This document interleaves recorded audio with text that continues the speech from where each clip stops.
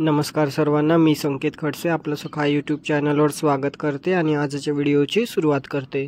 तर पहिला प्रश्न होणार, डिजिटल लाईफ सर्टिफिकेट DLC मोहीम कधी सुरू होणार आहे? तर याचं उत्तर होणार 1 नोव्हेंबर 2024।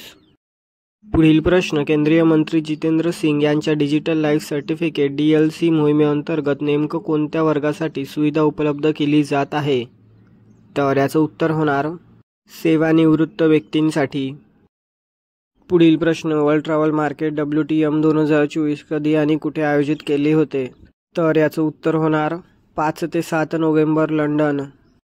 पुढील प्रश्न, 2023 मध्ये UK कडून भारतात किती अभ्यागतांची अपेक्षा आहे? तर याचं उत्तर होणार 0.92 दशलक्ष।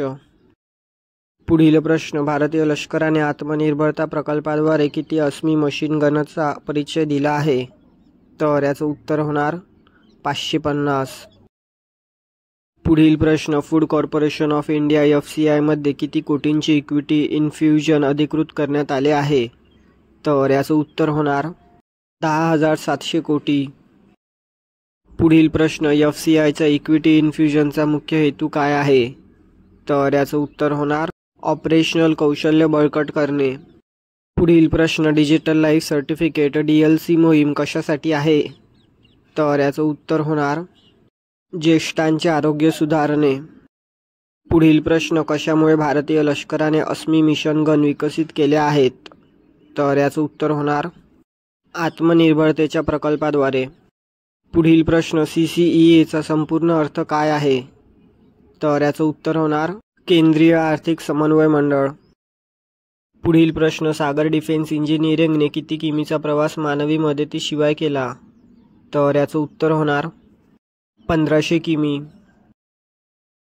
पुढील प्रश्न, भारतीय नौदलाने कोणत्या मोहिमेला पाठिंबा दिला? तर याचं उत्तर होणार स्वायत्त जलयान मोहीम। पुढील प्रश्न, महाराष्ट्र राज्य विरुद्ध मालमत्ता मालक संघटना प्रकरणात सर्वोच्च न्यायालयाने काय प्रदर्शित केले?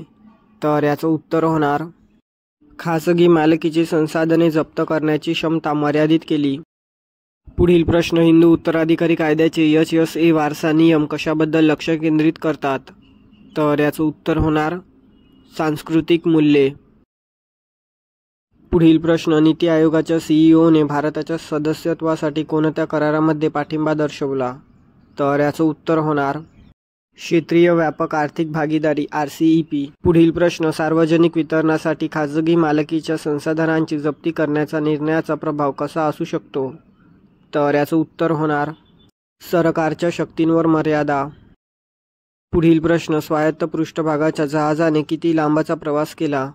तर याचं उत्तर होणार 1500 किमी। पुढील प्रश्न, सर्वोच्च न्यायालयाने 1956च्या हिंदू उत्तराधिकारी कायद्याबाबत कोणती गोष्ट कायम ठेवली?